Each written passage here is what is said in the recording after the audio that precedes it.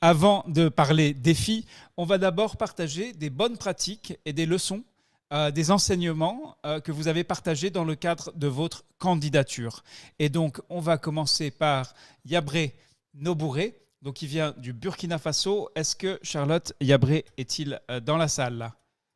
Ce serait dommage si ce n'était pas le cas. Il travaille au niveau régional. Malheureusement, je pense pas qu'il D'accord. soit dans la salle.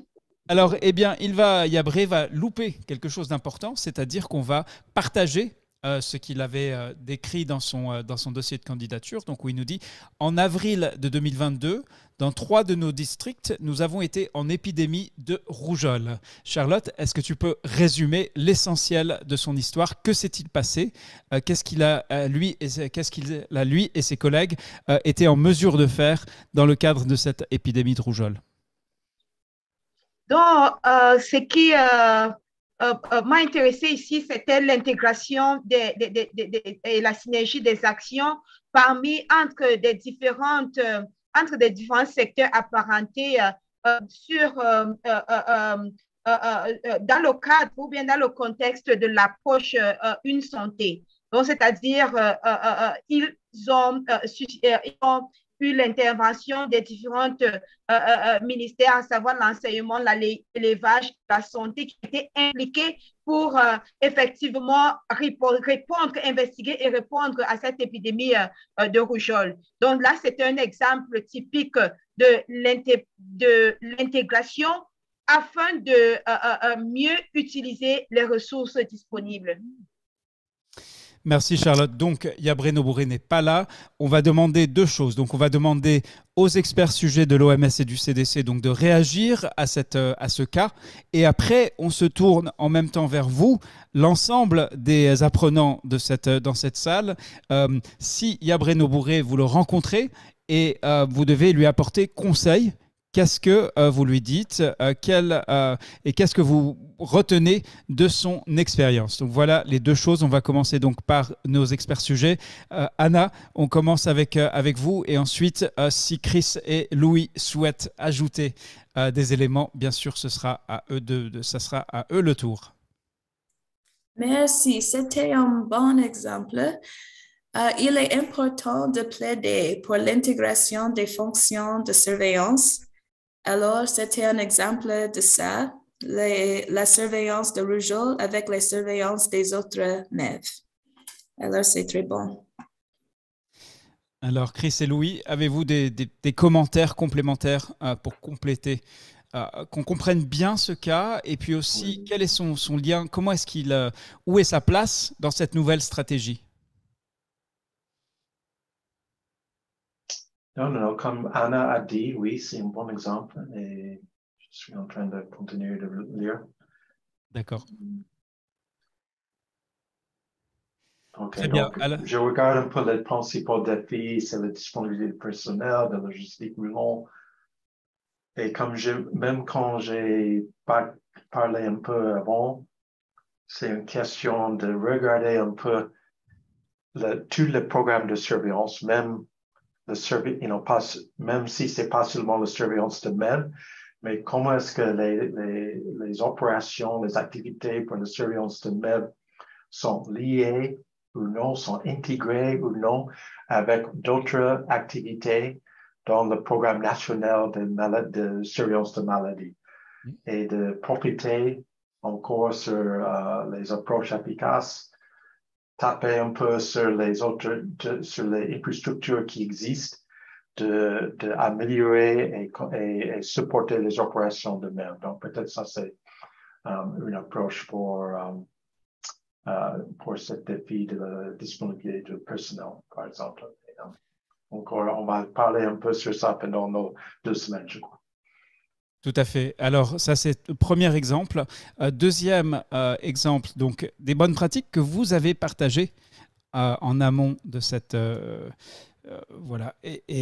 En amont de cette formation, dans le cadre de votre dossier de candidature, donc vous voyez, si on vous a posé ces questions-là, c'était parce que vos réponses forment l'armature de cette formation basée sur votre expérience concrète et aussi votre expertise, l'expertise que vous avez confrontée aux problèmes réels dans le cadre de vos travaux de terrain. Donc là, on a deuxième situation, deuxième partage de Alma Iyawa Clarisse, qui travaille au niveau district au Cameroun, qui nous dit l'intégration des activités de surveillance des MEV est une bonne pratique dans des pays à ressources limitées.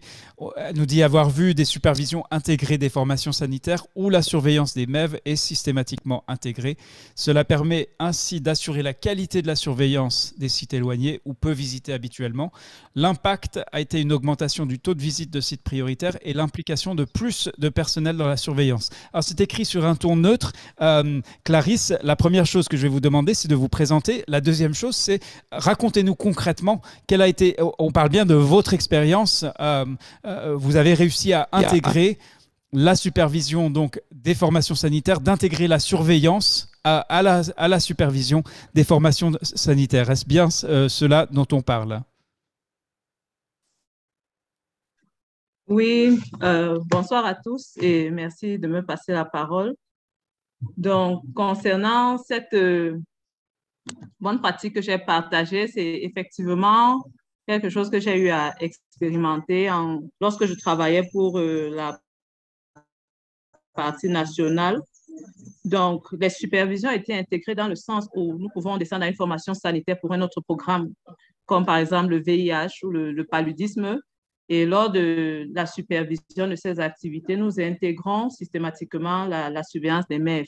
Donc, c'est l'occasion de faire la recherche active des cas et de briefer également le personnel présent sur les définitions des cas et conduites à tenir. Et c'est une pratique qui est pérennisée parce que j'appuie les districts de santé en tant que consultant à FENET pour le renforcement de la surveillance et la vaccination. Et nous voyons également dans la partie nationale que cette pratique est pérennisée parce que plusieurs programmes intègrent les personnes qui descendent pour les supervisions et leur demandent également de s'intéresser à la surveillance lors des différentes descentes. Merci à vous. Merci Clarisse. Alors de nouveau, j'invite donc les apprenants, vos collègues, confrères et consoeurs à réagir, à partager leur expérience. Ont-ils eux aussi réussi cette intégration donc, dans le cadre de la supervision des formations sanitaires sur des domaines hors du champ de la vaccination? Comment cela s'est-il passé pour eux? Ont-ils des expériences divergentes, des questions pour vous? Clarisse, c'est à vous donc de lever la main si vous souhaitez prendre la parole ou inscrivez vos questions et commentaires dans le chat. On va se tourner bien sûr vers nos experts sujets, toujours en commençant par Anna, complétée par Chris et Louis donc du Centre de contrôle des maladies américain. On vous écoute, Anna.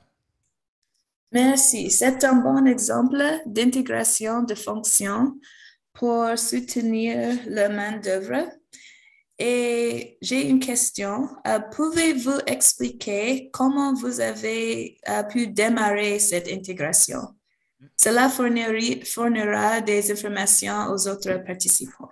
Merci.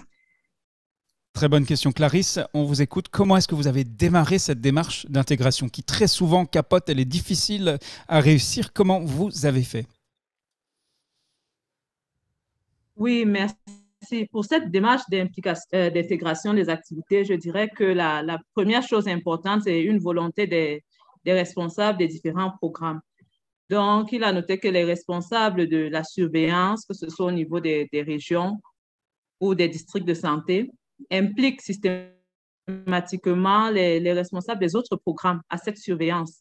Et cela permet ainsi que toute personne qui descend pour une supervision, quelle que soit la nature, prenne un moment pour mettre en place la surveillance des maladies évitables par la vaccination. Cela ne fait pas partie de leur thème de référence, c'est vrai, mais ça dépend vraiment de comment le leader va impliquer les différents personnels pour une intégration des activités. Et il faut noter que c'est réciproque. Ceux qui descendent, qui sont responsables de la surveillance également, pourront mener des activités des autres programmes lors de leurs différentes supervision. Donc, voilà ce que je pourrais dire. Merci. Merci Clarisse. Alors, on a deux mains levées. On a Imad Bella Raïdia et Kamgia Gifo. Donc, on va commencer par Imad. Imad, on vous écoute. Je vous demande là Bonjour tout le monde. D'accord, merci. Bonjour tout le monde. Moi, c'est Imad Bella Raïdia. Je travaille au ministère de la Santé dans une direction centrale, direction des hôpitaux et des soins ambulatoires. Et je m'occupe entre autres de quel pays, s'il vous plaît? Comment?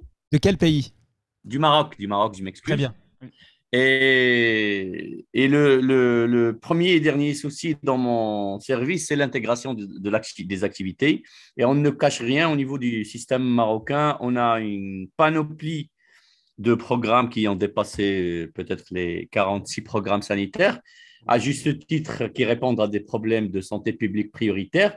Mais le grand souci, c'est l'intégration. Qu'est-ce que nous avons essayé de faire en se basant sur le guide d'implantation de la médecine de famille élaboré par l'OMS EMRO en 2016. Et nous avons commencé par la première des 13 étapes. C'est l'élaboration d'un paquet minimum de services intégrés. On ne cache rien, pendant 2 ou 3 années, c'était un exercice très délicat, très fragile, pour pouvoir intégrer l'ensemble des programmes sanitaires, non pas par pathologie, mais par continuum de vie. Et ainsi, à la fin, nous avons maintenant une brochure que je vais partager avec vous si vous le souhaitez, qui représente une intégration selon le cycle de vie.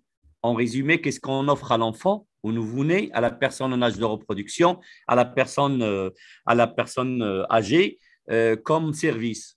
Et nous avons essayé, par la même occasion, d'élaborer la liste des médicaments pour soutenir ce programme, la formation et la liste le recueil des protocoles thérapeutiques par continuum de vie. C'est un exercice très délicat et je vois que ça peut être extrapolé comme problème au niveau de la surveillance des maladies évitables par la vaccination parce que le souci d'intégration, il est de taille. Merci.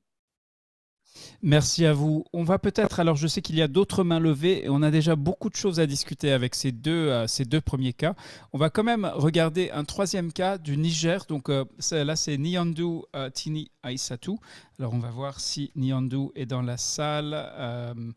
On dirait que non. Alors, néanmoins, au niveau du district, justement, c'est à cela que sert donc ce témoignage écrit. C'est pour permettre la discussion, même en l'absence. On sait parfois même des personnes très motivées ne peuvent pas être là à cause des problèmes de connexion. Donc, que nous dit Nyandoutini Aïssatou?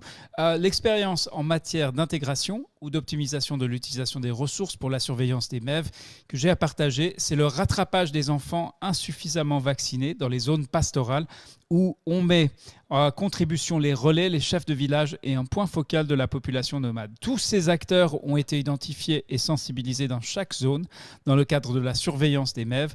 Grâce à ces acteurs, nous avons eu des résultats satisfaisants. On peut s'interroger: qu'est-ce qu'un résultat satisfaisant dans cette situation? Ces initiatives pourraient être améliorées par le soutien en ressources des partenaires.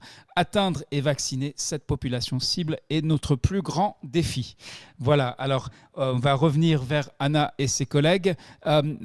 Plusieurs problématiques, donc zone pastorale, a priori peut-être, c'est dit, de population nomade, et les partenaires ne suivent pas. Aidez-nous à comprendre. Est-ce que cette nouvelle stratégie globale pourrait être peut-être un outil pour que Nyandoutini Aïssatou démontre l'intérêt de cette démarche auprès de populations difficiles à atteindre et donc difficiles également à suivre?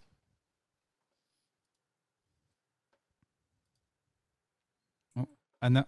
Oui, c'est un bon exemple de la nécessité d'un financement durable. Et j'ai une question pour vous et pour le groupe. Qui est responsable de soutenir cette activité pour le rattrapage des enfants, pour les trouver dans les villages et les choses comme ça? Et comment on peut les expliquer les besoins de cette population?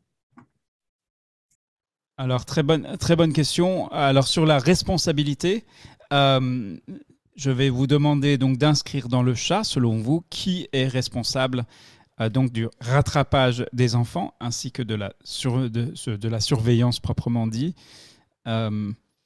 Donc, on verra qui inscrit en premier une réponse. On lui donnera donc la parole pour s'expliquer. On a une main levée, Sadam Imambo. Peut-être qu'on va aller vers Sadam Imambo. Peut-être que Sadam souhaite répondre à la question posée par Anna. Sadam, on vous écoute. Présentez-vous. Qu'est-ce que vous souhaitez donc? Est-ce que vous souhaitez répondre à la question d'Anna Minta de l'OMS ou commenter ces trois cas, les trois cas qu'on a regardés, examinés ensemble jusqu'ici? Merci beaucoup pour la parole accordée. C'est Sadam Imambo à la République démocratique du Congo, précisément à la province de la Chuapa, consultant national UNICEF en appui en cette province. Alors, par rapport à la question d'Anna, je voulais la dire par rapport d'abord à la question qui et comment. Il faut savoir que même les peuples nomades, le milieu difficile à atteindre, tout ça, les populations difficiles, là où il y a des îlots, là où il y a des camps de réfugiés, tout ça, dans la décentralisation, ça se trouve toujours dans des aires de santé bien précises.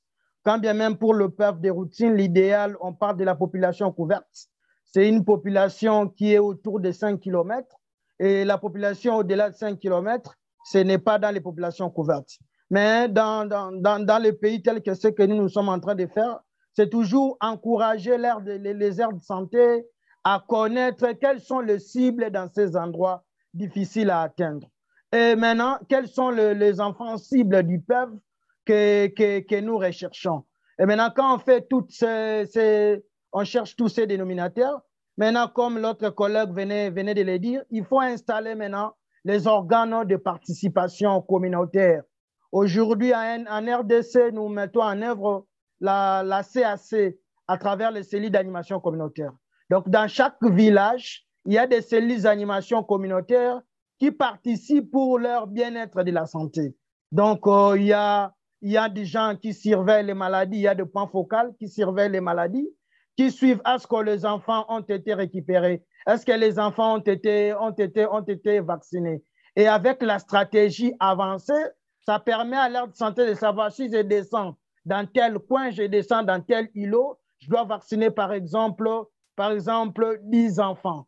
Et quand au niveau de ces endroits-là, il y a des maladies prioritaires évitables par la vaccination, on doit rapporter au niveau des postes de santé ou au niveau des aires de santé. Donc, ce qui est très important dans cette approche de l'intégration, c'est aussi la bonne mise en œuvre de la participation communautaire. Donc, quand la communauté s'approprie dans les domaines de la surveillance, dans les domaines du PEV en général, vous verrez que tout aurait à bien se passer. Merci Sadam Imambo. Alors pour la réponse, vous avez vous aussi répondu à la question d'Anna Minta. Je vais lire quelques-unes des réponses. Donc Wank Pau Yare Gmakuba qui dit selon lui c'est les responsables des centres de santé qui sont donc responsables de retrouver, rechercher et rattraper ces enfants. Selon Mariam Abba, c'est le ministère de la Santé. Mamadou Diane pose une question. La sensibilisation de ces acteurs est-elle suffisante pour rattraper tous les enfants? Asta Monglo préconise la révision des outils ou de la grille de supervision à tous les niveaux afin que les aspects de surveillance des MEV y soient systématiquement intégrés. Sylvia Olga Mugisha nous dit le prestataire du centre de santé collabore avec l'agent de santé communautaire. Et puis Blaise Assoumani Kantamba nous dit en RDC, c'est la responsabilité de l'aire de santé, donc des agents des centres de santé, sous la supervision de la zone, appuyés par les partenaires, donc OMS et UNICEF. Batoro pense que c'est multi-acteurs. Il y a les agents de santé, les agents de santé communautaires, les leaders communautaires et les responsables des organisations féminines, rajoute-t-il. Alors Anna Minta, y a-t-il une seule bonne réponse à la question que vous avez posée? Quel est votre feedback, votre retour face à tout ce qui est proposé par les apprenants? Oui, c'est les bonnes réponses. Je voudrais ajouter dans la stratégie, il est très important que les activités de surveillance sont déterminées par les besoins de chaque pays et soutenues par les pays. Parce que maintenant, la plupart des activités de surveillance sont soutenues par les organisations internationales, mais peut-être ils ne savent pas qu'il y a beaucoup des enfants dans les zones pastorales, par exemple. Alors, c'est le pays qui doit soutenir la surveillance. D'accord, merci Anna. Alors, il nous reste 5 minutes dans cette séquence. Je ne vois pas de main levée, donc on va regarder, examiner un quatrième et dernier cas qui vient donc du Madagascar et c'est Fidi N'Jarasoa Ravo. On va voir s'il est là. Oui, alors, qui travaille donc au niveau régional et qui nous dit le financement des activités de surveillance des MEV a permis de renforcer la recherche active de celle-ci et de motiver les agents de santé ainsi que les acteurs communautaires. Nous avons pu trouver des cas de VDPV type 1, des cas de rougeole et de tétanos. Donc voilà une bonne pratique, un enseignement. Lorsqu'il y a financement, eh bien, on trouve ce que l'on cherche. Est-ce que c'est aussi simple que ça? On va poser la question à Ravo Fidi N'Jarasoa et ensuite on ira vers Anna Minta. Alors, Ravo ne répond pas. Vous allez voir, donc je vous encourage à rester attentif lorsqu'on vous appelle. Oui. Oui, bonsoir à tous, bonsoir Reda et à toute l'équipe.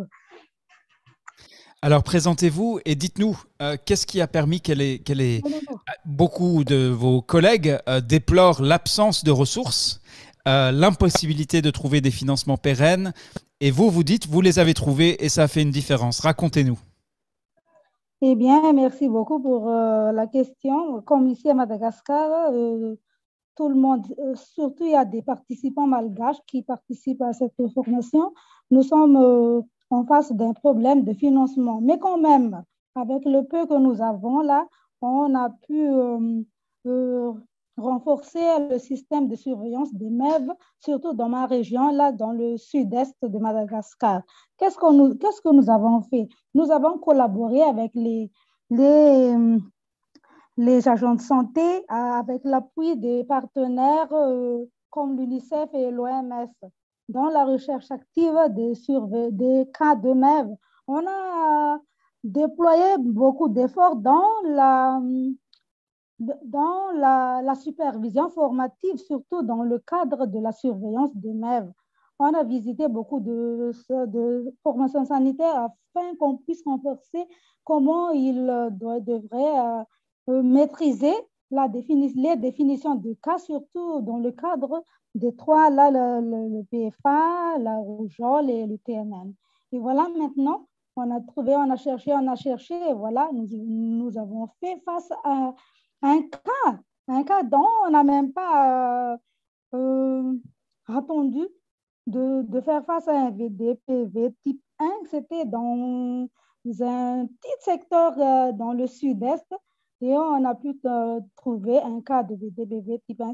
C'est quoi notre moyen? Notre moyen, c'était juste il y avait un fonds déployé pour les points focaux de district. Comme quoi, on motive les points focaux de district de surveillance de MEV.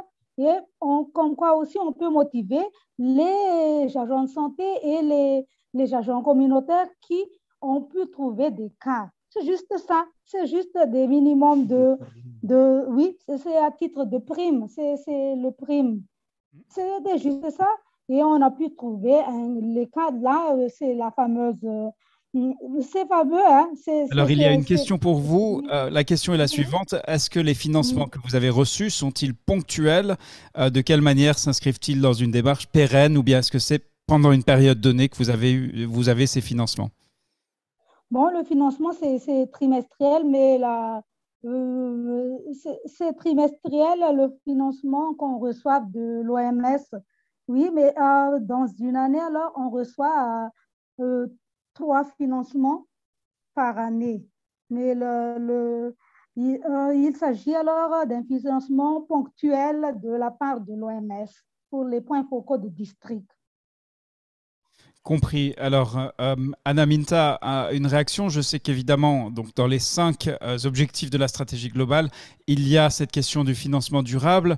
L'exemple donc donné du Madagascar illustre que quand il y a des ressources, on trouve ce que l'on cherche. Que pouvez-vous ajouter que dit cette nouvelle stratégie par rapport à des situations comme celle qu'on vient d'écouter? Oui, c'est un autre bon exemple parce que le financement est un problème majeur. Et j'ai une question. Combien de temps avez-vous dû travailler pour obtenir le financement? Parce que peut-être il peut prendre beaucoup de temps, je pense. Alors, ce sera la dernière question. Si donc on arrive à avoir notre interlocutrice, bravo. Voilà, combien de temps, donc comment c'est mis en place, comment c'est installé ce financement? En fait, la question, combien de temps avant de pouvoir passer aux réalisations, aux activités concrètes? Merci beaucoup. Le financement, c'était depuis, parce que moi, je suis intégrée depuis 2019, mais c'était depuis des dizaines d'années, le financement pour la surveillance.